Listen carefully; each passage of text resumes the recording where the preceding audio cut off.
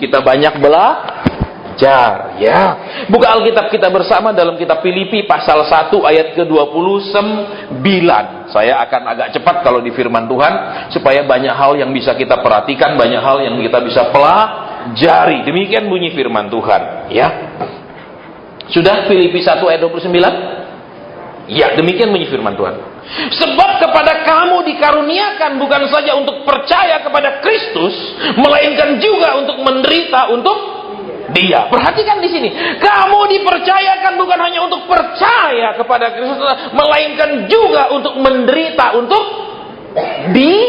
Dia. Baik, sekarang kasih tanda Alkitab saudara supaya gampang dicari lagi. Ya, karena kadang-kadang kalau nggak kasih tanda nyarinya lama. Kasih tanda. Ya, taruh HP kayak di dalamnya di situ, taruh kertas kayak pembatas buku apapun, atau buka begitu, jangan ditutup supaya kita mendengar dengan jelas baik. Kepada kamu bukan hanya dikaruniakan untuk percaya. Saudara dan saya percaya Yesus merancang yang baik. Saudara dan saya percaya Yesus menjawab doa, memenuhi segala keperluan, mengadakan segala yang kita butuhkan. Saudara dan saya percaya, betul. Tetapi lihat di sini sekarang, melainkan juga untuk menderita. Berarti apa? Sekalipun kita percaya Dia baik, Dia mengadakan, Dia mencukupkan, Dia menjaga, Dia yang merupakan semua yang kita harapkan dari Tuhan. Tetapi ada hal yang saudara dan saya tidak bisa hindari. Ada hal yang saudara dan saya senang tidak senang, sekudus apapun, sebenar apapun saudara dan saya hidup, ada hal yang saudara dan saya tidak bisa hindari, yang namanya menderita. Saya ulang kembali, ya. Sebagaimanapun saudara dan saya percaya kepada Tuhan, saya percaya Engkau adakan, saya percaya Engkau tepat waktu, saya percaya. Tuhan bilang apa? Melainkan juga untuk menderita. Jadi percayanya saudara dan saya, seberapapun tingginya iman saudara dan saya tidak bisa melepaskan diri dari yang namanya penderitaan. Saya ulang, sudah 2 kali. Supaya kenapa, saudara? Satu, paling manja. Yang kedua, tidak pernah mengaku salah. Kenapa? Kalau ada pertengkaran suami istri, setan yang salah. Betul? Setan yang bikin kami bertengkar. Amin? Betul? Iya apa tidak? Padahal saudara, itu seringkali datang dari karakter kita yang nggak berubah, bukan dari setan. Betul? Contohnya lagi, waduh Pak, usaha saya sekarang sepi. Terus apa lagi? Setan yang menutup pintu berkat saya. Padahal mungkin waktu dia diberkati, dia tidak jadi berkat buat istri anaknya. Betul. Saya sering kan bilang, saudara, kalau ada istilah wanita itu ke surga nunut, neraka katut, tidak benar. Kenapa? Kalau ke neraka pasti istri katut, tapi kalau ke surga seringkali ketinggalan. Betul. Nggak diajak. Kalau menderita sama mama, ini cuma ada 1 juta sebulan, ya istri akan ngatur supaya pas. Tapi kalau sudah ada 100 juta sebulan, mama ini tetap 1 juta sebulan. Betul? Saudara, loh, saya sering ketemu saudara. Ya, berapa hari lalu ada satu anak Tuhan nggak janjian sama saya, datang ke hotel jam 9. Saya nggak pikir dia tanya saya, Pak Hasan kapan pulang? Saya bilang sekitar jam 9. Dia sebelum jam 9 tunggu saya di lobi, tunggu saya check out. Syukur kami lagi terlambat bangun, karena pelayanan bulan ini selalu sampai di atas jam 1:30. Ya. Jadi agak terlambat. Sebenarnya jam itu saya ada janji dengan 2 pasang suami istri untuk ketemu. Sudah check out, kami akan makan bersama dan ngobrol. Ya. Nah, saya bersyukur saudara, ya, suami istri yang saya sudah janji ini tegas orangnya. Begitu lihat ada yang datang, dia bilang, maaf kami mau ngomong pribadi. Jadi artinya nyingkir jauh-jauh sana. Ya, terus dia nggak putus asa, dia hubungi saya, dia WhatsApp, Pak, saya minta didoakan. Kenapa? Kan dia punya papa sudah meninggal puluhan tahun, mamanya baru-baru bulan kemarin meninggal. Terus semua harta sekarang dipegang kakaknya. Pak, tolong doakan. Supaya kenapa? Mau bagi. Nah, ini duit banyak loh saudara. Ya, salah satu usaha mereka itu pom bensin aja udah ditawar 36 miliar pom bensinnya, belum mau dijual. Duit banyak nih, bukan duit 100-200 juta. Ini baru satu aset mereka, belum yang lain. Terus saya katakan, selama ini yang disampaikan kepadamu ada yang kau lakukan tidak? Diam. Kenapa? Selalu orang hanya ingin hatinya yang diadukan ke Tuhan, keinginannya yang diadukan, kebutuhannya yang disuruh Tuhan urus. Saudara, Alkitab mengajarkan dengan jelas Yesus punya perasaan. Amin. Amin. Waktu dia lihat Maria nangis, nangis juga kan? Dia nggak bilang cengeng, dasar perempuan gampang nangis. Enggak. Yesus juga menangis. Yesus juga punya perasaan, gampang kasihan. Amin. Loh, kalau Yesus punya perasaan, kita seringkali nggak peduli perasaan dia kan? Maunya kita pedulikan perasaan kita doang. Amin. Nggak rajin berdoa, kalau minta harus cepat dijawab. Amin. Amin. Saudara aja telat-telat bayar pegawai, telat-telat bayar saudara punya gendok di rumah, terus galak-galak, satu hari bisa dipotong, dibakar. Betul. Saudara pernah baca koran berapa orang bos dibakar? Pernah? Pernah? Di Denpasar pernah terjadi. Saudara, disembelih sama dia punya pegawai, udah disembelih dibakar. Kenapa? Pegawainya bilang dia galak sekali, dia kasar sekali. Saudara, masuk orang. Saudara, ya, coba lihat sekarang. Saudara pun kalau telat-telat bayar uangnya pegawai, terus saudara marah-marahin dong. Kalau dia kerja terlambat sedikit, saudara marah. Tapi saudara gaji dia telat, saudara nggak apa-apa, seneng nggak pegawainya? Seneng nggak? Enggak. Dia juga punya perasaan. Saudara, Yesus jelas-jelas ada punya perasaan. Amin. Amin. Loh, waktu dia masuk ke Yerusalem, dia bilang apa? Yerusalem, Yerusalem, alangkah baiknya kalau engkau mengerti. Betul? Seringkali aku ingin mengumpulkan kalian seperti apa? Induk ayam mengumpulkan anaknya. Padahal di zaman itu ada imam besar, ada bait Allah yang masih berdiri dengan luar biasa indah. Betul? Masih megah sekali kan bait Allahnya, belum dihancurkan Jenderal Titus tahun 70. Tapi Tuhan bilang, aku ingin mengumpulkan kalian. Berarti apa? Ibadah yang mereka lakukan itu tidak membuat mereka berkumpul dekat dengan Tuhan. Ibadah yang mereka cuma kumpul-kumpul sendiri, nggak ada Tuhan di situ. Mereka hanya berkumpul sesama mereka, tidak berkumpul dengan Tuhan. Saudara. Dan kita tidak mau persekutuan kita seperti itu, cuma kumpul-kumpul doang, Tuhannya nggak ada. Ya, ini tidak lebih jadi apa? Social club. Perkumpulan sosial. Ya, halo, hai, haleluya, shalom, glory, haleluya. Buat apa? Mending kita diam di rumah lah. Mending kita jalan-jalan, betul? Pergi ke mall, amin. Ada, baik. Nah, sekarang kembali lihat yang pertama tadi. Kita percaya Tuhan baik, kita percaya Tuhan luar biasa, kita percaya betul. Tapi ada di sini, tapi juga untuk menderita. Berarti apa? Sekalipun kita sangat percaya, sekalipun kita sangat beriman, tetap ada bagian penderitaan yang harus terjadi dalam hidup kita. Halo, lihat sekarang, ya, Yusuf. Kalau dia tidak menderita, saudara, seluruh Alkitab kita akan berubah isinya, seluruhnya, bukan sebagian. Saya katakan, kenapa? Karena dia dikirim ke Mesir, kemudian semua keluarganya pindah ke Mesir, betul? Dan orang yang dipakai untuk mendirikan agama Yahudi adalah orang yang lahir di Mesir. Betul apa ya? Betul apa ya? Musa lahir di mana? Kanaan? Di Kanaan? Di Mesir. Iya apa tidak? Yang menulis 5 Alkitab terdepan daripada perjanjian lama itu lahir di Mesir. Kalau nggak ada Yusufnya maka kacau cerita Alkitab, betul? Betul. Kemudian ketika mereka keluar dari Mesir menuju Kanaan, saudara perhatikan, kitab Keluaran nggak ada kalau nggak ada kisahnya Yusuf, betul? Betul. Kemudian bilangan, ulangan, hakim-hakim semua nggak ada. Saudara, lihat di sini. Seringkali Tuhan mengerjakan rencananya lewat penderitaan. Seringkali Tuhan menyatakan kemuliaannya yang sering didahului dengan penderitaan. Lihat kisah yang kedua. Ya, Daud. Lewat penderitaan kan? Enak-enak mengembalakan kambing domba, nyanyi-nyanyi sambil mengembalakan, betul? Sekarang hidupnya diuber Saul siang dan malam.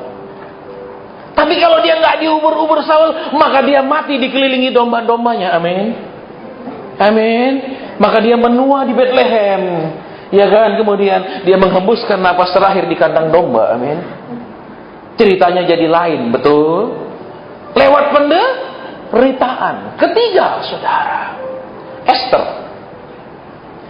Ya, Esther tidak ada di istananya Ahasiweros karena mereka merantau, bukan. Karena Yerusalem ditaklukkan, Israel dihancurkan, maka mereka dibawa ke pembuangan, betul? Betul. Dia ada di dalam pembuangan. Tetapi lihat, orang tuanya mati, dia dipelihara oleh pamannya. Saudara perhatikan. Terus apa yang terjadi di situ? Dari penderitaan, dari kehidupan yang di pembuangan, jauh dari negaranya sendiri, dari kenyamanan hidup, dia menjadi apa? Permaisuri. Betul apa ya? Lewat apa? Penderitaan. Kemudian saudara perhatikan, saudara dan saya dapat cerita tentang akhir zaman itu lewat Nabi Daniel. Daniel ada di Kanaan. Amin. Amin. Dia tidur, maka dia bermimpi waktu itu tentang akhir zaman. Begitu cerita Alkitab? Tidak. Mereka adalah orang-orang yang dibuang. Mereka dibawa ke pembuangan ke Babel yang jaraknya ribuan kilometer dari Israel. Mereka masih muda, betul? Masih muda. Yang mestinya hidup mereka penuh harapan, mestinya hidup mereka penuh kenyamanan di Kanaan. Mereka dibuang ke Babel. Maka di antara orang-orang buangan itu ada Daniel, Sadrak, Mesak, Abednego. Orang buangan. Tapi di situ Tuhan mengerjakan pekerjaannya. Mereka menjadi orang-orang penting. Amin. Amin. Lewat apa? Penderitaan. Saudara, jadi kalau kita perhatikan, saya nggak cerita lagi lah yang lain-lain, terlalu banyak, saudara. Ya. Nah, kembali lagi kita lihat ayat ini makanya, ya. Jangan hanya kalau saya berharapkan yang baik, maka semua yang baik. Kalau saya percaya Tuhan, maka baik. Salah, saudara. Justru Alkitab katakan, Rasul Paulus bilang apa? Penderitaan itu mengerjakan ketekunan. Lihat, tidak ada roh ketekunan bisa diimpartasikan. Saya mau ulang sama saudara. Jadi jangan percaya kalau ada ibadah, hadirilah. Tapi juga pasti nggak ada orang yang bikin saudara ibadah seperti itu. Ngapain? Saya nggak butuh ketekunan. Saya butuh terobosan keuangan. Saya butuh terobosan karir. Saya butuh rumah dan lain-lain. Betul, saya nggak butuh ketekunan. Begitu kan umat Tuhan, amin? Amin. Makanya zaman sekarang dibikin ibadah, hadirilah. Ya, setengah jam terobosan. Saya nggak percaya. Benar, saya tidak percaya. Kalau hamba Tuhan yang mengajar gitu berani. Saat ini saya lagi butuh uang ratusan miliar. Saya mau beritahu saudara. Ada sebuah hotel yang akan dijual. Dan dari analisa saya, dalam 2 tahun, saya bisa membuat hotel itu jadi 1 triliun.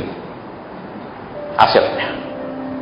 Karena saya pengalaman di mengelola hotel. Saya lagi butuh.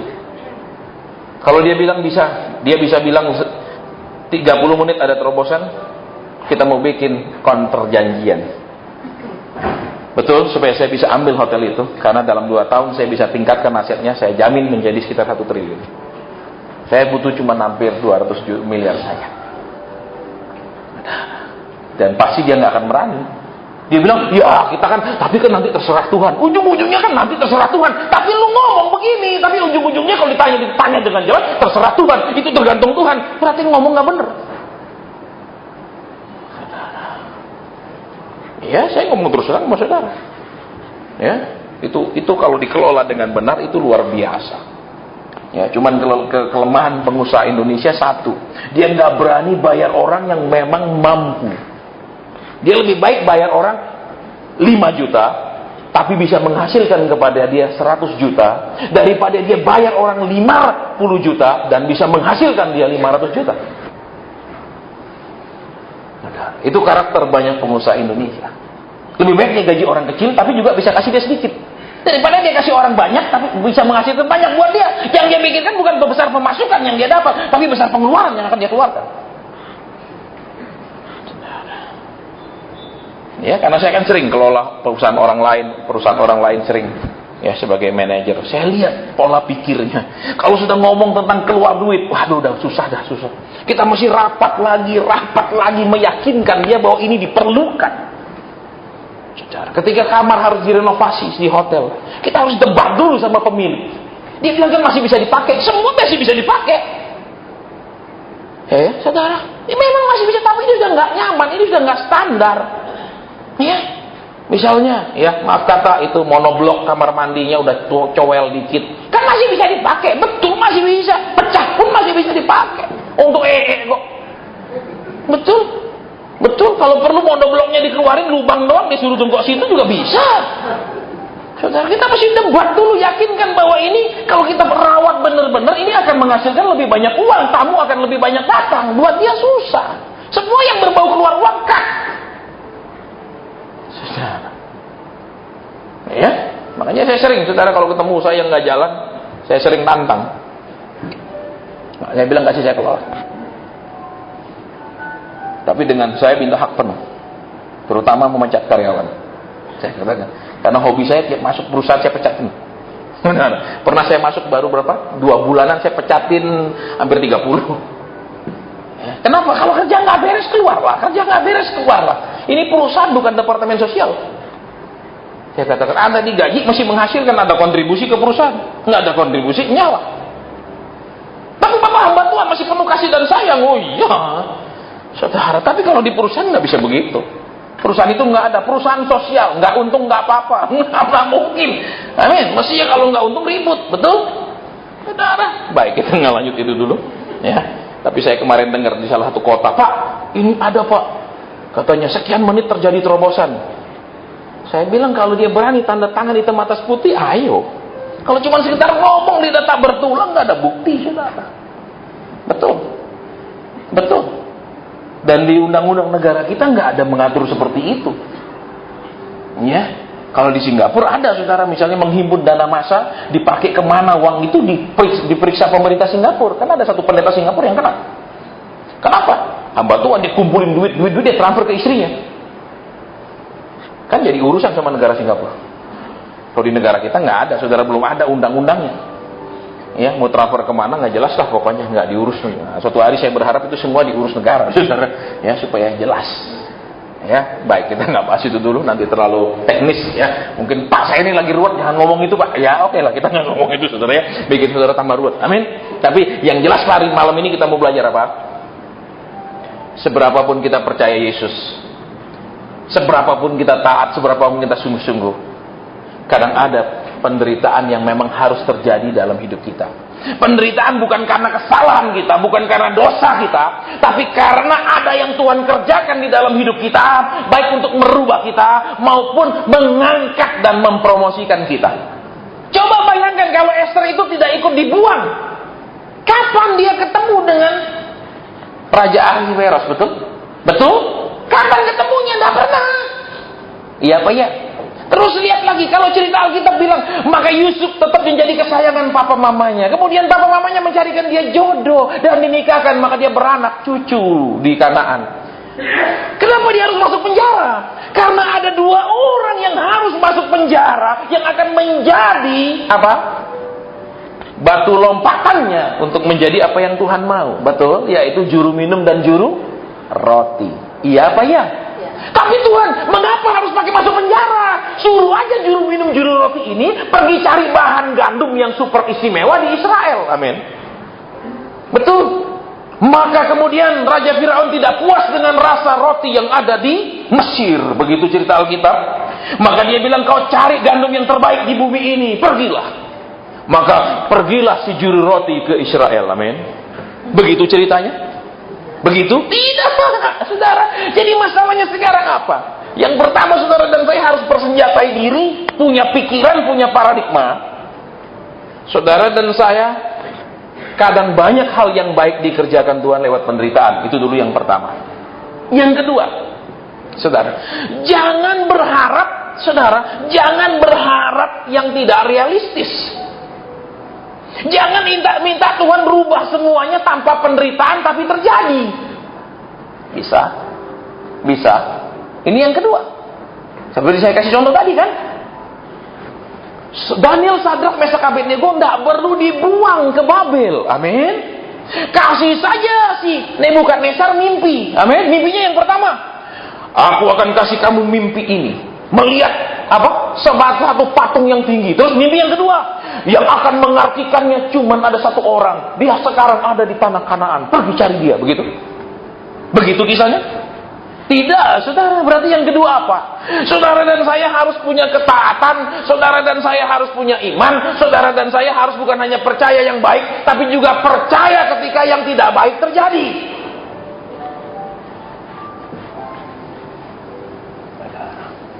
Tahun 2000 saya masuk Surabaya. Jadwal saya tidak pernah kosong. Persekutuan gereja semua undang saya. Kenapa? Wah, dia nubuat akurat, Pak. Dia dari atas mimbar ngomong orang itu begini-begini, akurat, Pak. Tahun 2002 Tuhan bilang berhenti nubuat. Sampaikan kebenaran, ajar mereka. Mulai khotbah keras, semua tutup pintu. Haleluya. Saudara. Ya, terus apa? Ya menderita untuk Tuhan. Lebih banyak saudara dan saya uji aja, menderita untuk diri sendiri atau untuk Tuhan. Jujur aja lah. Ayo. Tapi Pak, saya menderita karena suami saya. Tuhan suruh kau pilih suamimu itu. Tuhan kasih penglihatan. Enggak kan? Matamu pilih sendiri, amin. Bener apa enggak? Mungkin saya khotbah kasar. Betul apa tidak? Waktu mau, Tuhan perlancar. Tuhan buat semuanya jadi supaya kami bisa naik ke pelaminan. Betul? Ya apa ya? Ya apa ya? Begitu dikasih Tuhan, mengapa kau tempatkan dia di sisiku? Tuhan bilang yang tempatkan dia siapa? Kamu toh? Betul? Loh, iya apa enggak? Sering saya kalau orang datang, Pak, ya, suami saya, Pak, istri saya, selalu pertanyaan pertama saya, dulu nikah dijodohkan apa cari sendiri? Cari sendiri, ya sudah nikmati, siapa mau disalahkan? Loh, kalau cari sendiri ya, kalau berantem terus apa disalahkan? Kecuali papamu yang nikahkan, papa, betul? Tapi kalau pilih sendiri yang salahin siapa? Siapa ini jadi kambing hitamnya, betul? Betul? Loh, iya apa enggak? Seringkali karena kenapa? Tidak mau mengakui dirinya yang salah, setan yang salah. Betul? Setan Pak. Betul. Saudara pernah dengar cerita ada ilustrasi, setan selalu hari Minggu nangis depan gereja. Betul? Nangisnya kenapa? Aku dah pasti disalahin orang-orang ini, aku aja yang disalahin. Betul? Saudara, orang berantem misalnya, suami istri ribut.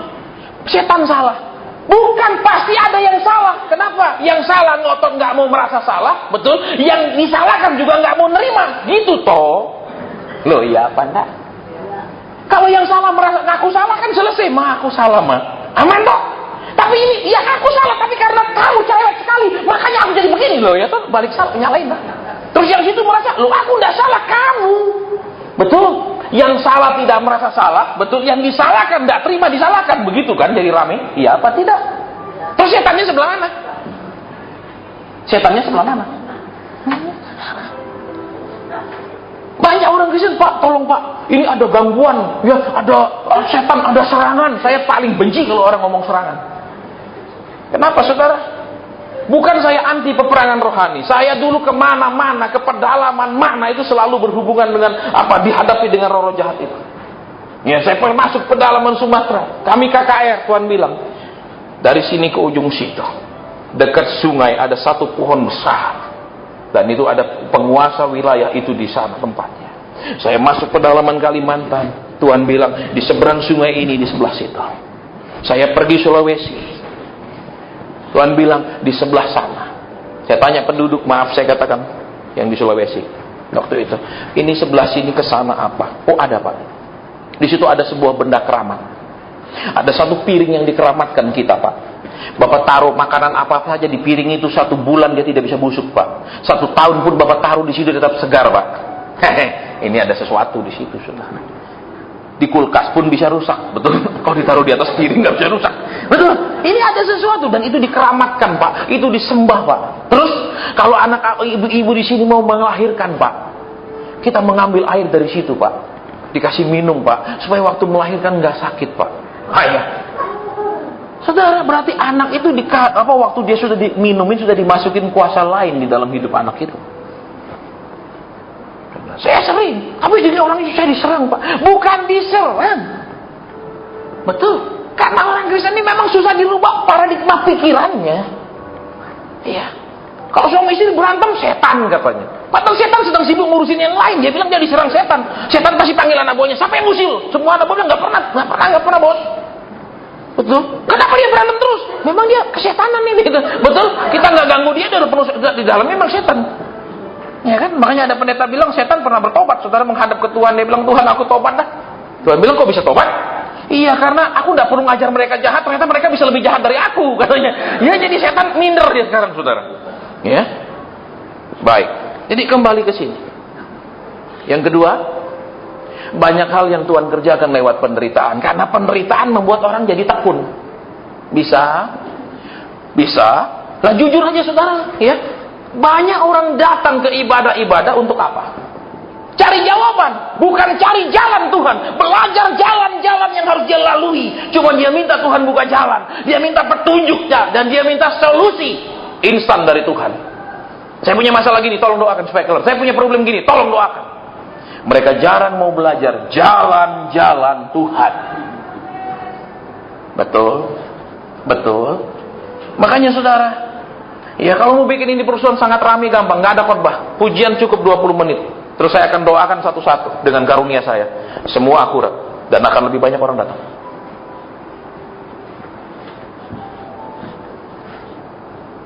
Iya. Pasti. Tapi itu tidak membuat orang Kristen berubah. Sekarang engkau tertolong, tapi perjalanan hidup kan masih panjang. Kalau besok salah jalan lagi, perlu ditolong lagi nggak? Perlu lagi. Ditolong lagi, salah jalan lagi, perlu ditolong lagi. Ruwet. Lebih enak apa? Belajar jalan-jalannya sehingga terus jalan yang benar. Saudara. Tapi banyak orang nggak tertarik.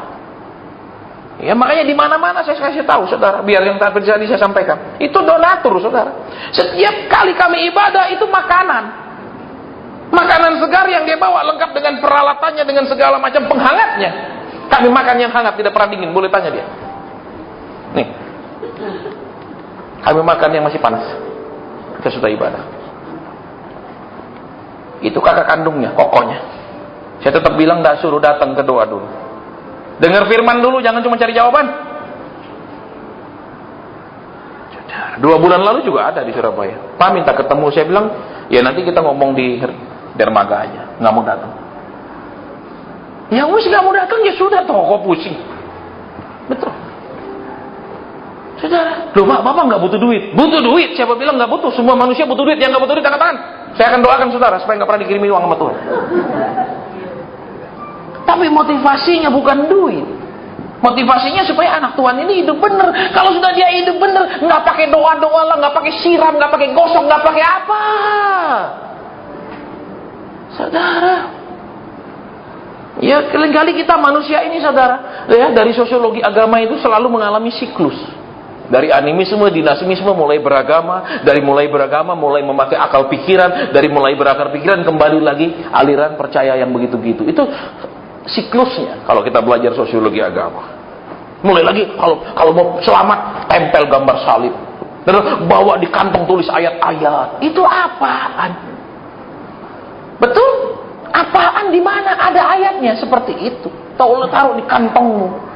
Kalau saudara mau selamat pergi mana-mana, tetap bisa pulang bawa ATM. Betul, tulis ayat di situ. Beli tiket pesawat mana bisa? Betul, saudara-saudara kan ini deh, dipegang, panas bener. Ya korslet, betul? Kepalanya korslet, alias gendeng. Kita ngomong fair-fairan aja. Betul. Jangan ngomong yang menghayal, saudara. Jangan ngomong yang nggak ada buktinya di dalam dunia realitas ini. Baik, jadi yang kedua apa tadi sebelum kita lanjutkan? Punya iman, punya kelembutan, punya ketaatan. Betul? Bahwa mengerti Tuhan seringkali melakukan itu lewat penderitaan. Yang pertama, berpikir logis, berpikir realitas. Sekalipun percaya, sekalipun sungguh-sungguh, banyak hal yang penderitaan yang memang harus kita lalui. Karena dunia tidak diciptakan untuk hidup kekal. Amin. Amin. Hanya sorga yang diciptakan untuk hidup kekal. Jadi di sana super nyaman karena untuk selamanya. Loh. Kalau saudara kontrak rumah, mau saudara renovasi jadi super baik? Mau? Mau enggak? Enggak mau karena saudara akan tinggalkan. Tapi kalau rumah sendiri, saudara akan buat senyaman mungkin. Amin. Loh, sama Tuhan taruh kita di sini ini untuk sementara. Jadi dia nggak buat senyaman mungkin. Karena kalau sudah senyaman mungkin dibawa pulang pun nggak mau. Amin. Lah buktinya kalau saudara sedang diberkati, kansau banyak, Tuhan bilang pulang, muah pengking. Betul? Malaikat mautnya. Betul? Nanti waktu aku susah, putus asa baru datang. Amin. Iya enggak? Jujur ya apa ya? Agak diam.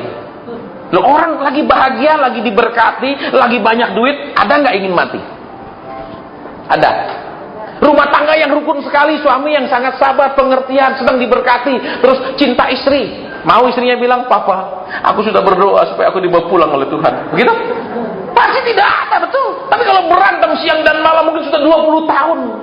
Pasti, "Tuhan, aku sudah tidak kuat, bawalah." Tuhan bilang, "Nah, tidak ada ayatnya surga tempat pengungsian orang-orang yang sudah tidak kuat." Amin. Amin. Tidak ada. Tuhan bilang, "Kau baca Alkitab dan kau buat surga jadi kacau." Betul. Nah, kalau semua orang yang sudah putus asa di bumi berkumpul di surga, itu tempat pelarian. Amin. Suatu hari mereka juga bosan karena tempat pelarian nih, bukan tempat tujuan. Betul. Loh, iya apa ini? Agak diam. Jangan bilang amin. Tapi kalau percaya sebelum akhir Tuhan jawab. Kalau kau tunggu mobil sebelum akhir tahun, kau terima mobil-mobilan. Amin. Buat apa? Saya paling gak senang khotbah di janji-janji, saudara. Terus terang. Kenapa? Karena saya akan fokus kepada janji. Dan mata saya akan terfokus kepada janji. Bukan fokus kepada diri saya, apa yang saya harus buat untuk senangkan Tuhan. Nah, kembali Tuhan punya perasaan. Amin. Loh, hubungan saudara dengan Tuhan kan ini hubungan perjanjian. Tadi saya sampaikan di radio, hubungan perjanjian. Loh, kalau satu melanggar janji, bisa semuanya batal kan? Betul apa tidak? Contoh, saudara janji nih beli rumah, kasih DP dulu, betul katakan, DP-nya 1 juta. Dalam 1 minggu saya lunasi. Saudara nggak lunasi seminggu, bisa hilang toh, hangus toh. Betul apa iya? Iya apa betul? Iya kan? Tapi kita seringkali langgar perjanjian, tetap berharap itu janji tetap jalan. Kok enak? Ingat, sekalipun Tuhan menjanjikan orang Israel, "Aku akan membawa kamu ke negeri yang mengalir susu dan madu." Tidak ada yang dibawa ke sana kecuali Kaleb dan Yosua. Iya apa ya? Apakah Tuhan bohong? Tidak bohong. Anak-anaknya yang dia bawa. Betul? Janji tetap berlaku, tapi tidak berlaku buat orang yang dijanjikan. Betul? Mau enggak saudara dijanjikan begini, tapi saudara nggak nikmati, besok keturunan saudara yang ketiga yang nikmati, mau? Kalau mau angkat tangan sekarang, kita akhiri ibadah. Yuk kita lihat kebenaran di sini. Begitu banyak contoh di Alkitab, Tuhan mengerjakannya lewat penderitaan. Amin. Amin. Tetapi lihat, orang yang menderita karena rencana Tuhan, kehendak Tuhan, hasilnya berbeda. Betul? Saudara tahu kisahnya Daniel kan, diangkat menjadi yang utama kemudian. Betul? Betul. Saudara tahu ceritanya Esther kan, diangkat menjadi permaisuri, ya kan? Selalu ceritanya selalu happy ending. Betul? Betul. Yang ini tidak ada endingnya sadness, ya betul? Tidak ada endingnya susahnya. Tiap ketemu beban berat, kapan selesainya? Amin. Amin. Pak, beban saya belum diangkat. Tuhan bilang, bagaimana aku mau angkat bebanmu karena kau tidak pernah mau pikul? Amin. Beban itu kau letakkan di tanah, suruh aku angkat. Kau bilang berat, kau cuma lihat. Banyak orang Kristen, saudara, bukan memikul beban, tapi hanya melihat, aduh, berat, Tuhan. Terus minta Tuhan angkat. Tuhan bilang, kalau kau pikul, aku yang akan angkat, memberi kau kelegaan. Kau cuma lihat, kau bilang berat. Bagaimana bisa aku angkat? Artinya apa? Waduh, bicara tentang proses, waduh, ngeri dah. Bicara tentang padang gurun, aduh, takut dah. Bicara tentang air hidup benar, aduh. Terus kita tidak mikul, kita tidak mau menerima didikan. Tapi selalu ngomong berat. Ngelihat kok bilang berat, pinter betul. Saudara, betul. Tadi sore ada yang telepon saya, hubungi saya sementara kami makan. Pak Zen, paman saya terima mujizat. Ya, minggu lalu dia hubungi saya. Pak Zen, om saya yang Pak Zen doakan waktu cuci darah, itu sekarang harus dioperasi. Karena dia terus sesak. Jadi dia cuci darah, ya. Jadi ginjalnya sudah bermasalah. Terus sekarang itu jantung sudah penyempitan parah. Jadi dokternya pun bilang ini beresiko kalau dioperasi. Dalam kondisi seperti ini beresiko. Tapi kalau tidak dioperasi takut mati. Karena sudah sangat sakit, dia katakan jantungnya. Ya, di dada itu sangat sakit karena udah penyempitan. Oke? Dia cuma bilang apa? Om saya cuma minta diperpanjang supaya akhir tahun dia bisa reuni sekolah. Oke, Tuhan, gimana? Roh Kudus bilang bisa. Bisa. Tadi dia hubungi saya, Pak Sen, kemarin sudah menghadap dokter. Ternyata tempatnya penyempitan itu tempat yang sangat sukar dijangkau. Terus dokter membatalkan operasi. Sudah beresiko tinggi, terus ternyata waktu diselidiki tempat penyempitannya yang paling susah dijangkau di jantung. Saya nggak tahu di bagian mananya, saya bukan ahli jantung, saudara. Jantungan sih sering. Betul, saudara juga kan jantungan sering kan, duk-duk nggak tenang. Itu sering toh, betul? Ya apa enggak? Walaupun bukan ahli jantung, amin. Oke. Terus tapi pasien, dia tiba-tiba merasa badannya sangat segar kembali, tidak lagi ada sesak. Ya sudah Tuhan, kan sudah dibilangin, Tuhan bilang bisa diperpanjang. Ya sudah nanti sudah reuni ya. Sudah toh, selesai kau minta cuma sampai reuni Desember. Terus nanti kalau bisa diperpanjang lagi enggak? Nah ini saudara, minta sekali dituruti terus minta-minta ngelunjak terus, amin. Ya, nah ini Kristen tuh begitu karakternya saudara, yang ngelunjak, minta sekali terus minta terus, betul? Ya enggak, itu tamak, betul? Tamak dan rakus, oke. Nah, terus pasien, ini ada tawaran ekspor ke Singapura. Boleh nggak saya lakukan? Pak Kudus langsung bilang apa? Lu tuh? Iya Pak, saya sangat kurang doa. Ya sudah doa tuh, nggak usah tanya-tanya. Nggak usah tanya boleh atau tidak ekspor ke Singapura, berlutut. Enaknya tanya pasien aja, kan langsung tanya pasien. Sebentar 2 menit ada jawabannya. Ngapain saya jam-jaman nggak dengar apa-apa? Itu karakter orang Kristen, saudara. Hidup saudara jangan diserahkan kepada hamba Tuhan. Nasib masa depan saudara jangan diserahkan ke hamba Tuhan. Saudara sendiri tanggung jawab atas masa hidup saudara. Tapi saya lakukan karena dia bilang begini. Begitu kejedok, siapa yang salah? Salah saudara karena percaya, amin. Terus bagaimana cara mengujinya Pak? Tanya Tuhan, bergaul sama Tuhan. Ini pendeta ngomong benar atau tidak? Tuhan bilang ujilah segala sesuatu. Waktu banyak pengusaha yang bangkrut. Di kota Jepara ada pengusaha yang bangkrut karena percaya pendeta. Saya pernah saksikan di sini kan, eksportir mebel, kenal pendeta, tabur. Kita ada proyek, kita sedang bangun begini, bangun rumah ibadah yang besar, tabur. Tahun depan Tuhan kirim order yang begitu banyak, tabur, tidak datang order bertahun-tahun. Rumah sudah disita, semua disita, bagus. Di Bandung saya sudah pernah saksikan sama saudara, punya pabrik, habis. Datang ke ibadah, pasien besok rumah saya pengosongan paksa. Saya nggak tahu pindah kemana. Tapi besok aparat turun mengosongkan rumah saya. Sudah dilelang, belum mau keluar. Harus dikosongkan paksa. Saya katakan kenapa seperti ini? Ditipukah? Atau kerugian besarkah pabrikmu? Bukan. Saya membangunkan sebuah gedung gereja yang besar, Pak. Saya tanya, Tuhan suruh kau bangunkan? Kau dengar sendiri? Tidak. Terus kenapa kau lakukan? Ini ngomong uang miliar-miliaran kan? Kenapa kau lakukan? Karena di otak kita sudah tertanam tabur pasituai. Saudara, Tuhan suruh enggak? Tuhan itu bukan kere. Tuhan itu bukan, maaf kata, bangun dengan cara ngemis-ngemis. Betul? 24 tahun saya melayani Tuhan, tidak pernah saya disuruh sampaikan ke orang untuk memberi ke saya atau memberi ke pelayanan, tidak pernah. 24 tahun.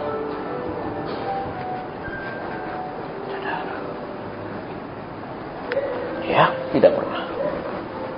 Jadi, udah hampir jam nih Pak, kita mau didoakan. Ya, saudara. Tapi ini dulu dimengerti. Yang kedua tadi apa?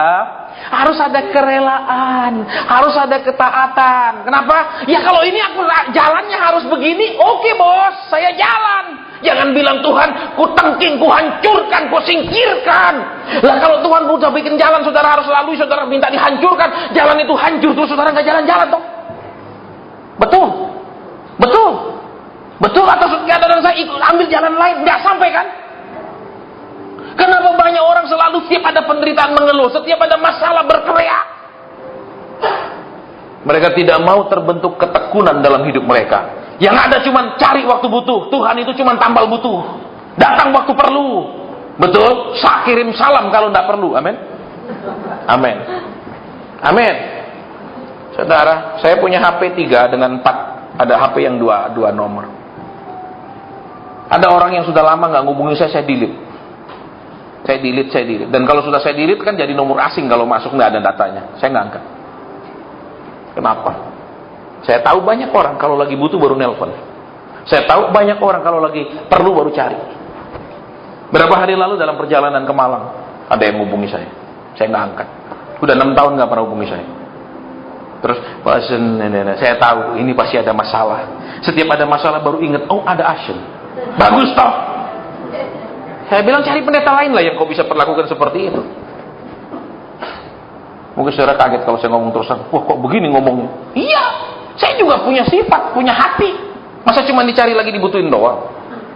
Amin. Saudara aja suami istri, coba yang istri, suamimu baru, maaf anak-anak ada bobo semua baru, sayang, mesra-mesra, mau muntah nggak? Mau muntah nggak? Ayo, yang perempuan-perempuan. Betul? Dari pagi kasar-kasar, marah-marah, ngomel-ngomel. Betul? Betul? Terus begitu butuh, sayang. Ayo ibu-ibu, mau muntah nggak? Cuman nggak berani muntah ke depan dia. Amin. Betul, akhirnya rusak di dalam. Iya nak. Ayo, kalau laki juga, ayo istrimu saya cerewet, bawel lah. Begitu ada permintaannya misalnya, ya, Pak mau keluar keliling dunia, mau keluar negeri, baru baik-baik masakin. Saudara tahu toh, perubahan yang tiba-tiba itu pasti mencurigakan. Betul apa tidak? Betul apa tidak? Iya toh. Saudara, di dalam ilmu tingkah laku, ya, di dalam ilmu behavior, ya, itu jelas. Kalau kita tiba-tiba berubah itu mencurigakan. Mesti ada apa di balik itu. Betul ibu-ibu, bapak-bapak? Iya apa enggak? Jadi Tuhan mau juga saudara tiba-tiba rajin berdoa, tiba-tiba Tuhan bilang aku tahu kalau rajin ini pasti bukan karena memang kau berubah, tapi kau ingin nasibmu yang dirubah. Amin. Kau tetap aja kayak gini, betul? Betul apa ya? Saudara. Ya, makanya saya sering ngomong. Ya. Kita bikin persekutuan di mana-mana harus punya mental satu. Tidak mengumpulkan orang. Tidak menginginkan itu menjadi orang-orang begitu banyak orang berkumpul. Tetapi biarlah itu sedikit, tetapi diisi oleh orang-orang yang mau berubah. Saudara, saya nggak perlu, saudara. Saya nggak perlu, terus terang saya. Dan saya nggak peduli. Tadi saya saksikan kan, pemilik hotel mewah sekali. Pengurus ngomong sama pengurus, saya ingin ketemu. Saya bilang datanglah ke persekutuan dulu, dengar firman. Jangan langsung Pak masalah saya malas mau dijawab, mau. Saya nggak punya waktu, saudara. Sekalipun kalau ketemu saya terima maaf kata juta-jutaan. Saya bukan Bileam yang hanya memikirkan uangnya, hanya memikirkan amplopnya. Yang saya pikirkan cuma satu, dia mau nggak sih belajar firman, dia mau nggak sih dengar kebenaran Tuhan, dia mau nggak sih berubah. Kalau dia nggak mau berubah, lupakan, biar dia bisa kasih kita berapapun. Betul, saya tidak munafik, saya perlu uang. Tetapi cara dapat uang itu ada aturannya, ada etikanya kalau kita hamba Tuhan. Dagang aja ada etikanya, dapat duit, betul, nggak boleh nipu, betul. Iya kan, apalagi kalau pelayanan. Ya makanya nanti bulan depan udah nggak ada makanan, nggak pakai, mau datang tanpa makanan datang, nggak mau, nggak usah. Karena saya yakin juga, karena saya makanan banyak sisa, banyak juga orang langsung pulang nggak mau ngambil, karena dia datang bukan untuk makanan. Ya, kalau besok ada makanan lagi November saya pindah, saudara, saya buka di Medan. Baik, Jumatnya saya di Medan, Sabtu saya terbang sini ngisi doa malam.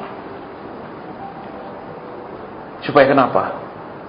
Kita harus benar-benar murni. Karena sedikit saja ragi mengkamirkan adonan, kata firman Tuhan. Waduh Pak, nanti kalau sepi gimana? Nanti kita kan sia-sia Pak, sewa gedung sekian. Lihat yang poin yang ketiga, ini yang terakhir. Habis ini Vecia. Amin? Oke. Nah kalau udah ngomong Vecia semua cerah. Haleluya. Kita mau pulang. Amin? Murid-murid kalau sudah jam pelajaran terakhir, peng. Ya! Betul, ayo. Yang enggak pernah senang dengar suara teng 3 kali, siapa aja waktu sekolah?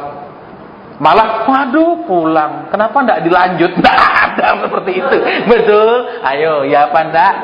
Pasti teng. Wah, ya apa enggak ayo semua? Enggak pernah Pak. Kok enggak bisa? Saya enggak sekolah. Ya wajar kalau gitu saudara. Ya kalau enggak sekolah ya bagaimana bisa sukacita dengar bel terakhir? Betul? Kan kita seluruh siswa baik di Indonesia negara manapun itu selalu sukanya kan satu, ya kan jam kosong, amin. Betul, bukan jam pelajaran tapi jam kosong. Kedua jam istirahat. Ketiga jam pulang. Pak, 3 pelajaran favorit. Oke, kita lanjutkan sedikit. Yang ketiga, menderita untuk Dia. Kalau bahasa Inggrisnya dikatakan suffer for His name sake. Berarti apa, saudara? Menderita untuk namanya. Menderita untuk namanya, kepentingannya. Lihat. Yusuf menderita karena Tuhan punya kepentingan menyelamatkan umat manusia di Timur Tengah zaman kuno. Siapa yang harus menderita? Yusuf. Supaya kenapa? Orang-orang di Timur Tengah selamat. Karena kalau mereka tidak tahu ada kelaparan 7 tahun, tidak ada yang selamat karena tidak ada persiapan makanan. Itu bukan hanya di Mesir, betul, sampai Kanaan, sampai negara-negara sekitarnya kan kelaparan. Betul? Betul? Yusuf menderita untuk Tuhan. Tapi juga dia diangkat karena dia mau dipakai Tuhan. Amin. Jadi jangan saja mau diangkat, diberkati, dididik oleh Tuhan, tapi tidak mau dipakai Tuhan. Halo. Seperti tadi yang saya sampaikan, saudara. Dia berdoa, dia minta pasien tolong doakan. Harta sekarang di semua dipegang kakaknya. Sesudah mama meninggal. Saya katakan, selama ini sudah nurut enggak kata Roh Kudus? Tidak ada satupun yang kau nurut kan? Saya katakan. Kenapa? Pegang uang itu, saudara, kayak anak step, nggak bisa lepas. Benar, saudara. Ini kisah nyata. Istri beli majalah, dia marah. Buat apa beli begitu-gitu? Apa gunanya? Beli majalah paling 50.000 aja itu jadi masalah besar, saudara. Kalau dia miskin sekali, oke lah, 50.000 itu sangat besar. Tapi dia orang mampu, saudara. Dia depan bangun ruko, belakang bangun perumahan. Itu orang mampu, orang punya duit. Bukan hanya bangun satu rumah, banyak. Bukan hanya bangun 1-2 ruko, panjang. 50.000 aja jadi masalah. Saudara, lihat di sini. Bisa jadi, saudara, karakter kita yang membuat kita menderita. Karakter pelit, suruh keluar uang, menderita loh, saudara. Betul? Betul. Karakter keras, suruh ngalah, menderita loh, saudara. Betul. Karakter nggak sabar, suruh bertekun, menderita loh. Iya kan? Iya benar. Karakter ingin dituruti terus, disuruh nurut, menderita. Saudara, lihat di sini. Poin yang ketiga. Menderita untuk namanya. Ya, saya nggak pernah hitung-hitungan, saudara. Ada persetujuan kita sudah jalan 2 tahun, 2 tahun lebih 4 bulan tahun ini, bulan ini. Itu setiap bulan kita support keluar duit. Saya yang khotbah, saya yang keluar duit. Tapi kita lakukan supaya kenapa? Biar anak Tuhan menjadi dewasa. Yang hadir maaf, bukan orang biasa, punya pabrik. Ini lagi bangun hotel bintang 4. Orang-orang punya duit. Saudara, ya tidak apa-apa kita bayar sewa, kita siapin. Semua itu keluar ke ini loh, saudara, dari ATM, saudara, dari ATM. Dari ATM ku. Ya sudah, nggak apa-apa, kenapa? Yang penting mereka dewasa dulu sama Tuhan, mereka mau berubah dulu. Terus apa? Banyak yang nanya, saya tadi ada satu tanya, yang pengusaha. Terus Pak Asen, selama ini keliling-keliling nggak ada persembahannya? Nggak ada. Terus membiayai bagaimana? Ya keluar duit loh. Iya, saya bilang, terus kenapa kalau keluar duit? Kan uang di tangan saya semua dari Tuhan. Itu uangnya Tuhan. Kalau Tuhan suruh keluarkan, kenapa keberatan? Selesai tak? Seringkali kita bilang, Tuhan ini uangmu, kalau kau tambah terus. Tapi kalau kau suruh keluarkan, sorry, ini uangku. Betul? Tuhan bingung, ini anak dia yang normal atau gimana sih? Betul? Duh, iya kan? Kalau kau tambah, kau perkaya, ini uangmu. Amin. Suruh keluarkan, Tuhan ingat loh ya, ini uangku. Tuhan bingung, kau ngomong gimana sih nak, kau bolak-balik, betul uang yang sama kau putar-putar terus omongannya. Ya kan? Lidah yang dalik. Halo. Terus kota keras-keras nggak masalah. Kenapa? Loh, kita yang biayain. Kalau dia yang biayain, kita mikir mau bakar keras. Nanti dia nggak mau biayain lagi. Sehingga terus maunya kok enggak, kalau Tuhan suruh. Saya pun tadi doa dikasih ayat ini. Tuhan bilang, Ingatkan mereka, sekalipun mereka percaya ini akan baik, mereka percaya Tuhan tolong, ada hal penderitaan yang harus dilewati. Karena ayat ini jelas, kita bukan hanya diberi karunia untuk percaya kan, mempercayai dia akan beri, dia akan kirim. Tidak, tapi juga untuk menderita. Tuhan bilang, nah ini yang jarang dikorbankan. Tapi senang gak senang saudara alami, betul. Kenapa tidak dikorbankan saja? Supaya waktu mereka ngalami, mereka ngerti maksudnya. Ternyata memang kadang Tuhan mengerjakan sesuatu lewat penderitaan. Saudara, kembali yuk kebenaran di sini. Ya. Sadari, terima bahwa penderitaan itu untuk merubah kita, bukan menghancurkan kita. Penderitaan itu untuk menyiapkan kita supaya waktu Tuhan punya rencana jadi, kita tetap mempertahankan integritas menjadi yang tetap yang Tuhan mau. Lihat waktu Yusuf. Ketika saudaranya datang, dia tidak bilang kesempatan gua balas dendam. Ya, enggak kan? Betul? Lihat, disakiti, coba saudara lihat, difitnah, masuk penjara, penderitaan tuh. Betul? Loh, iya apa tidak? Penderitaan, saudara tidak pernah masuk penjara? Nggak rasa dong. Saya sering pelayanan di penjara, saya tahu rasanya orang di penjara. Makanya kalau di penjara saya bilang sama WL, jangan nyanyi ku ingin tetap di sini, digebuk nanti. Ya jangan, udah saking roh ku ingin, wah dihajar sama walaupun mereka Kristen. Nah, ada orang mau tetap di penjara, betul? Ya, makanya ya pilih-pilih lagu masih berhikmat juga. Terus nyanyinya sekarang saya sudah bebas, ditempilin dia belum bisa keluar. Hukuman 10 tahun baru 2 bulan sudah nyanyi sudah bebas. Ya, jadi lagunya jangan yang gitu-gitu. Ya toh? Oke, itu kita nggak usah ngomong itu. Biar ada ketawa di kita daripada tegang-tegang. Baik. Nah, terus tidak ada belajar tadi poin yang terakhir. Ya, kita akan rangkum. Yang pertama tadi sudah jelas. Ya. Penderitaan itu akhirnya mengerjakan ketekunan. Orang hanya bisa tekun cari Tuhan, nggak ada pakai tumpang tangan, pakai impartasi, siram minyak, siram garam, siram apa-apa segala macam. Kayak dia itu sepotong daging yang mau dimasak.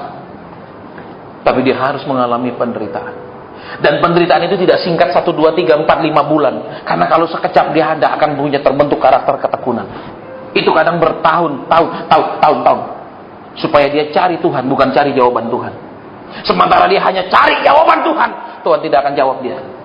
Tapi kalau dia cari Tuhan, mulai ada perubahan sikap, mulai ada perubahan paradigma tentang Tuhan, pengenalan akan Tuhan. Dan Tuhan katakan, aku tidak menahan kebaikan kepada orang yang hidupnya berkenan. Berarti berkenan itu menyangkut masalah hati kan? Betul. Nah, makanya perhatikanlah hati Tuhan. Jangan terus nyakiti Tuhan tapi ingin disenangkan Tuhan. Kok enak? Betul? Kok enak? Saudara aja kalau tidak senangkan saudara punya pembantu, tidak senangkan saudara punya karyawan, masa dia mau senangkan saudara? Amin. Enak aja suruh kerja lembur-lembur nggak ada tambahan. Betul? Betul apa ya? Iya dong. Jadi masalahnya hati, saudara. Berapa minggu lalu Tuhan ingatkan saya, aku menciptakan umatku, aku menciptakan manusia menurut gambarku. Terus aku punya perasaan, aku punya hati. Maka juga mereka aku berikan perasaan, aku berikan hati. Tapi banyak mereka nggak pernah perhatikan hatiku. Hati mereka saja yang aku mau perhatikan. Tuhan butuh ini, harus jawab. Tuhan ini. Terus Tuhan bilang, terus kapan kau ngerti hatiku? Coba saudara. Ya, baik. Semua penderitaan itu untuk merubah kita, bukan merubah nasib kita. Tetapi pada akhirnya kita akan melihat nama Tuhan dipermuliakan. Kenapa? Wah, ternyata dia ngalami gini dulu, sekarang Tuhan angkat. Terus dia melewati ini, dia terus tekun. Sekarang kita lihat hasilnya. Loh gitu loh saudara. Jangan, dia nggak pernah ngalami apa-apa tapi berhasil. Nggak jadi kesaksian. Apa yang saudara mau saksikan? Amin. Betul. Firman Tuhan katakan, yang kebanggaannya adalah penderitaan. Bukan harta, kebanggaannya penderitaan, kata Alkitab. Kalau ngomong saya sudah diproses seperti ini oleh Tuhan, sekian tahun saya dibawa dari proses ini, itu kebanggaannya, bukan masalah mobil, rumah. Maaf kata saya bilang, terlalu banyak orang bisa melewati kita kalau hal-hal seperti itu. Terlalu banyak orang masih di atas kita kalau masalah kekayaan. Tetapi kalau masalah bertahan dalam penderitaan, tetap percaya dalam penderitaan, berjalan terus ketika ada penderitaan, tidak banyak orang bisa. Benar. Iya kan? Betul? Betul? Saudara nggak mau, saya punya ini. Orang bisa bilang, sorry, saya bisa punya lebih banyak. Tapi kalau masalah ketaatan, nggak banyak orang bisa, saudara. Masalah sabar nunggu, nggak banyak. Yang banyak cari pendeta terus untuk mempercepat. Amin. Amin. Pendeta sini kurang manjur, cari pendeta lain. Tidak cari Tuhan. Makanya tidak terjawab. Ayolah cari Tuhan, saudara. Makanya saya nggak peduli, saudara mau tambah sepi malah tambah baik, terserah. Terus terang saya ngomong, saya tidak karang-karang, lebih baik lebih sepi. Kenapa? Karena doa kami, Tuhan, kirimlah hanya orang-orang yang mau didewasakan. Itu saja yang kau kirim. Kalau yang mau cari jawaban, semua juga sudah terlalu banyak. Dan itu melelahkan. Tapi kalau dia mau dirubah, dia mau menjadi dewasa, pada suatu hari dia melihat kebaikan Tuhan. Tapi kalau dia tidak mau didewasakan, hanya mau didoakan saja, bulan tahun depan ada masalah dia didoakan lagi, bosan kita.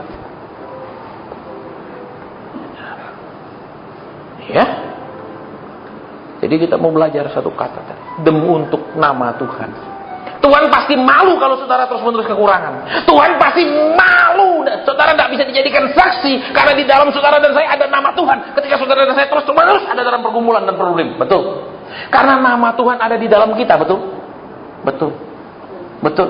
Agama yang nama Tuhannya ada di dalam umat itu Kristen. Karena Tuhannya Kristus. Halo. Kembali ke sini. Tuhan pasti malu.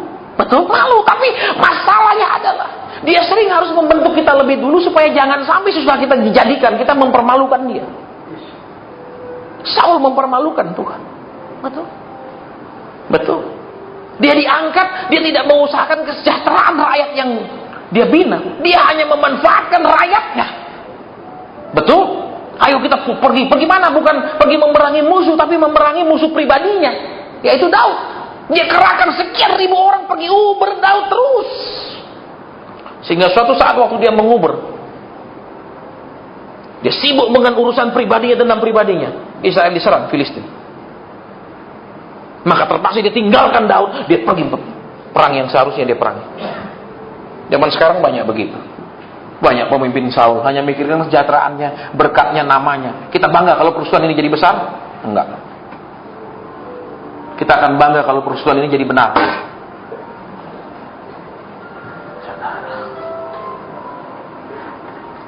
Ya, kalau masalah jadi besar gampang, saya memberitahu saudara, saya nggak usah khotbah, saya tumpangi tangan, akurat 100%. Saya sampai hari ini karunia nubuat saya tidak diangkat oleh Tuhan kok.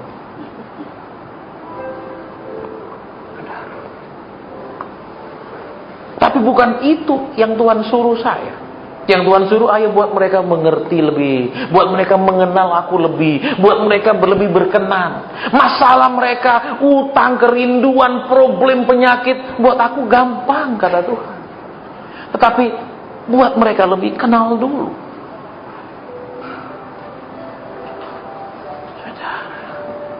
Betul. Saya masih banyak pelayanan, terus terang saya bilang. Banyak masih gereja yang hubungi saya. Ya, tapi enggak lah. Saya lebih baik menyibukkan diri di persekutuan. Banyak gereja gede yang masih. Saudara saya katakan, minta telepon terus. Saya bilang nanti aja, nanti saya lihat jadwal, saya telepon balik. Kalau saya sudah ngomong, saya lihat jadwal, saya telepon balik. Berarti tidak akan pernah saya telepon balik. Itu kalau tata bahasa saya seperti itu. Kenapa? Kalau kita khotbah diatur baterainya. Bapak harus khotbah yang membangun jemaat. Membangun apa? Janji palsu. Tuhan akan itu janji palsu. Membangun dalam kehampaan. Nggak jadi. Tapi kalau dasar yang kuat, pasti jadi. Terus apa lagi? Jangan lama-lama Pak, nanti jemaat bosan. Tergantung khotbahnya. Kalau khotbahnya ngarang-ngarang melulu, janji palsu, bosan. Betul? Terus yang kedua, kalau jemaatnya emang keras hati, ya memang bosan. Dia pergi ibadah aja dijanjiin dia bosan, apalagi ditegur. Saudara. Ya, jadi kita lihat di sini. Kalau itu untuk rencana Tuhan, ayo bersabar, terima, rela. Loh, iya toh? Sejak 2002 waktu Tuhan bilang berhenti nubuat-nubuat, berhenti tumpang-tungan sama habis ibadah, orang nggak ngundang saya, nggak masalah, tetap makan, bahkan nolak-nolak makan. Saudara, ya terus Pak, terus PK. Ya PK zaman itu tahun 2000 sampai cing per kali khotbah semua gereja di Surabaya. Sampai. Kapan bisa punya uang miliaran kalau sampai cing? Ayo, sampai cing supaya punya 1 miliar berapa kali Bapak? Hitung. Mana bisa? Xiao Chen. Layani orang konseling cepet. Ya goban. Kapan bisa punya uang gede? Amin. Menderita untuk Tuhan, sampaikan ditolak nggak apa-apa, Tuhan bawa saya pengusaha gede. Itu ngomong sebentar, gopek tiao, ada buktinya. Kan semua buku bank saya simpan semua di laci. Nggak ada yang saya buang, walaupun sudah habis digunting karena ganti buku, nggak pernah saya simpan semua. Ngomong sebentar, Masen, ini berkat Tuhan. Nopek, nggak pakai berdiri-diri gini, duduk santai-santai ngomong, restoran Jepang, restoran Korea, relax. Kenapa? Saudara mau nggak sih menderita sesaat untuk Tuhan? Itu pertanyaannya. Betul? Tuhan bilang apa? Iya. Penderitaan yang sekarang ini akan mengerjakan hal-hal yang mulia. Betul? Hal-hal yang besar, hal yang ajaib. Dan penderitaan yang sesaat ini sementara ini tidak sebanding dengan kemuliaan yang akan dinyatakan. Pernah dengar ayat itu? Pernah kan?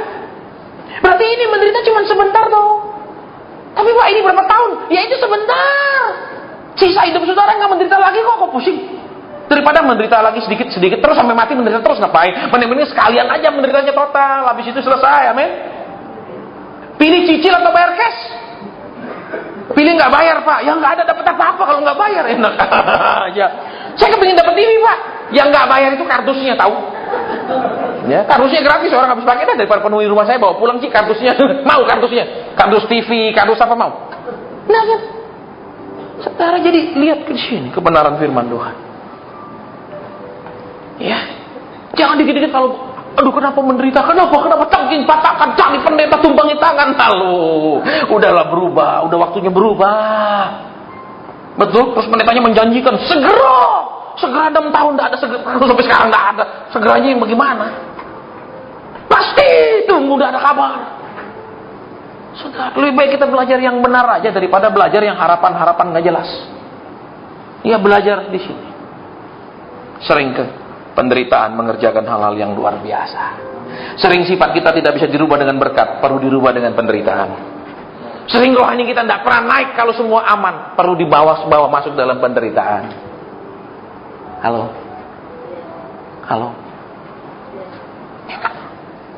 Tapi nggak pernah bilang amin dari tadi.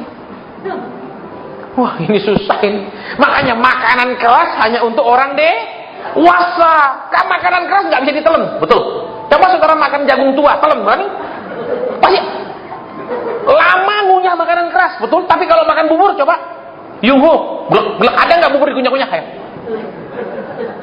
Maksudnya apa? Mungkin saat ini saudara dan saya nggak bisa bilang amin, tetapi cerna kembali. Bener nggaknya sih? Bener nggak sih? Cerna kembali.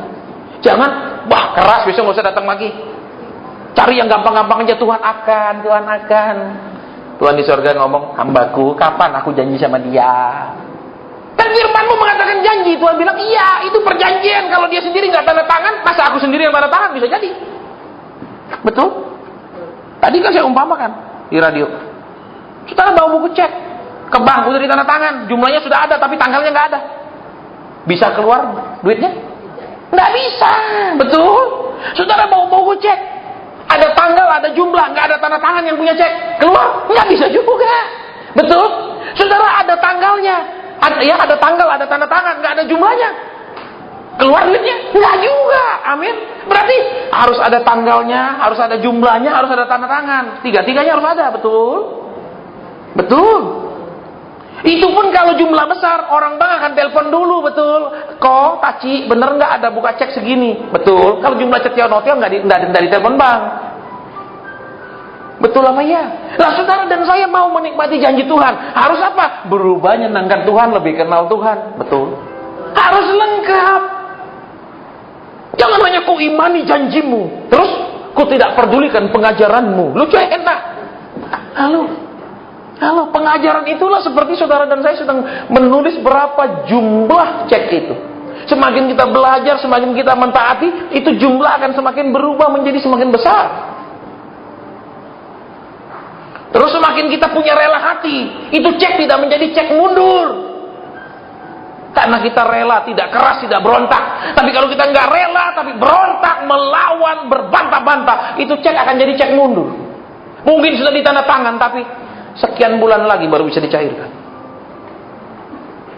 Terus hidup yang berkenan menjadi tanda tangannya Tuhan. Tuhan katakan, karena kau bikin senang hatiku, mintalah. Nah, keren dong. Amin. Hidup gitu kan enak. Daripada dengar saudara akan percaya, terus percayanya gimana? Apa kurang percaya? Amin. Nabur sudah nabur, tiap kali ibadah saya maju ke depan, kok masukin di kotak. Amin. Jadi lihat kembali di sini kebenaran firman Tuhan pada malam hari ini. Kalau itu jalan yang Tuhan mau kita lalui, laluilah. Jangan ngeluh, jangan marah, jangan kecewa sama Tuhan. Karena saudara lihat Tuhan mendidik kita untuk satu maksud yang mulia. Untuk apa? Membuktikan semua kebaikannya buat hidup kita. Cuman kembali lewati. Enak toh? Enak toh? Masih ingat tadi toh? Capek. Kadang hari Minggu saya khotbah 4 kali ya, capek kali 4. Sudah tahu berapa income-nya saudara. Sudah tahu. Semua gereja Surabaya zaman itu sepakat dan sehati, semua capek. Tidak ada yang sipek, semua capek. Ini ngomong direkam, nggak takut. Buktinya semua begitu kok. Zaman itu. Sini sampai, nggak usah saya buka semua aliran apapun sampai. Saya sampai heran, kok yang begini bisa sehati, yang lain nggak bisa. Gitu, saudara. Masih saling tanya kalau undangan berapa, sampai ya saya juga sampai. Jangan lebih tinggi, jangan kita rusak pasaran. Sampai semua saudara. Ya. Manusia kalau bisa berhemat, kasihnya nggak mungkin lebih, kasihnya seringkali kurang. Betul? Tapi kalau Tuhan, anaknya aja yang dia paling sayang dia kasih kok. Ayo, halo. Makanya belajar karakternya Tuhan, belajar kenal Tuhan, benar-benar ngerti firman Tuhan, jangan ngambil yang separuh-separuh. Bisa? Oke, sudah selesai, kita berdoa, sudah jam, nanti kita dimarahin. Yang biarpun yang punya orang Kristen, kasihan karyawannya kalau kelamaan di sini. Betul? Betul. Kita pulang hari ini, betul? Lebih awal pulang lebih baik. Saya lapar terus. Ya. Ini. Ya. Kalau bahasa Hokkien-nya patoyau. Patoyau ini udah mulai ya. Jadi lapar. Hengo nih, hengo. Ya. Jadi kita doa yuk. Habis ini kita pulang. Pulanglah dengan damai. Udah dengar firman toh? Terus apa lagi penderitaan yang mau didoakan? Iya toh? Betul. Nah. Tapi Pak doakan. Kadang saya saudara pikir kami ini punya kekuatan supranatural gitu? Enggak.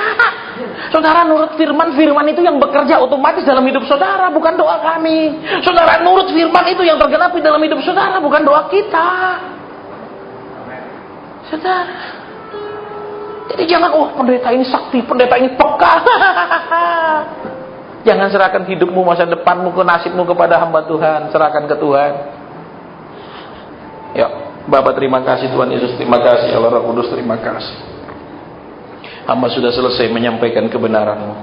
Hamba sudah selesai menyampaikan isi hati. Mungkin ada yang tidak kau sampaikan, silakan.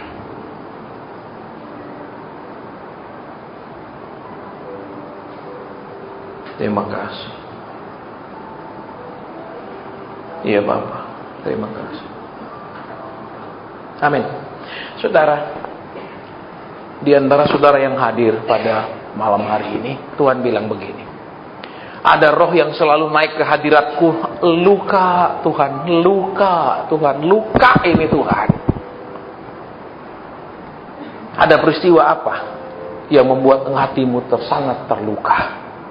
Sehingga engkau datang ibadah, tapi di telinga Tuhan hanya mendengar jeritan, aku luka Tuhan.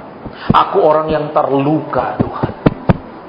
Saudara muji pun kau tidak bisa tipu rohmu yang menjerit hal yang berbeda dari mulutmu. Kau memuji hal baik tapi rohmu bilang luka. Rohmu jerit, aku dilukai, aku terluka sampai hari ini.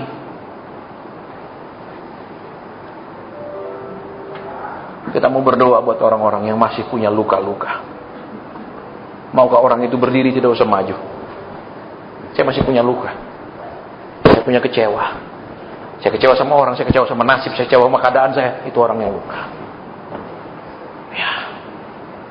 Ada luka dan luka yang terus naik ke hadirat Tuhan. Bukan pujian, bukan ucapan syukur, tapi aku luka Tuhan. Ini luka Tuhan. Masih ada lagi. Ada orang yang terus menjerit, mama, mama, mama. Di alam roh. Terus menjerit. Dan menyebut mama, mama. Terus engkau menjerit tentang mamamu. Mana orangnya? Saya tidak lihat supaya saudara tidak terintimidasi. Mana orang yang selalu menjerit tentang mama, mama, mama, mama. Ya. Kita mau berdoa. Kita mau berdoa. Taruh tanganmu di dada. Biar pimpin doa ya.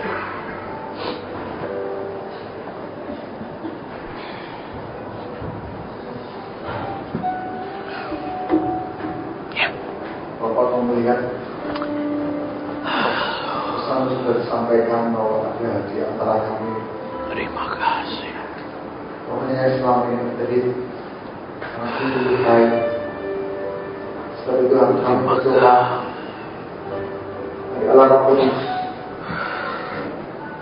untuk sendiri akan membantu kita.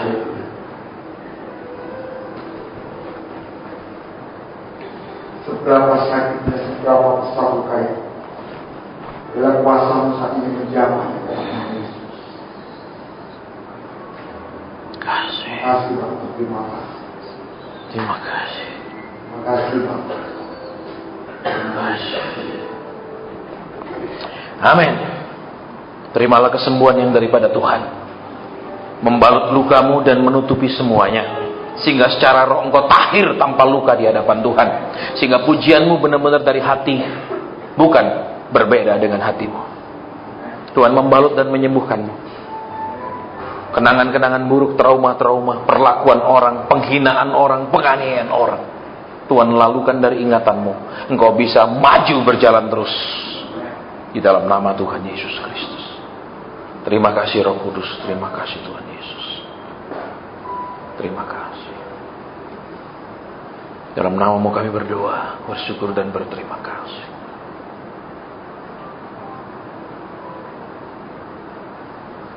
Amin. Silakan duduk. Saudara, saya berharap kalau masih ada yang mau datang bulan depan, saya tidak mengatakan datanglah bulan depan. Kalau masih ada yang mau datang bulan depan, mohon kita datang tepat waktu, sehingga kita bisa mulai tepat waktu, semua bisa langsung sama-sama masuk hadirat Tuhan barengan, ya, sehingga saya bisa begitu suasana hadiratnya Tuhan kuat, saya bisa langsung naik mimbar, tidak menunggu sampai hadirat itu begitu nyaman sekali baru saya naik, ya, karena saya bisa khotbah, semua orang bisa khotbah dengan akal budi, tapi khotbah di bawah pengurapan roh harus dulu masuk ke hadirat Tuhan, itu bedanya. Ya, baik itu saja, tidak ada pernyataan yang lain lagi karena sudah jam 10 lebih.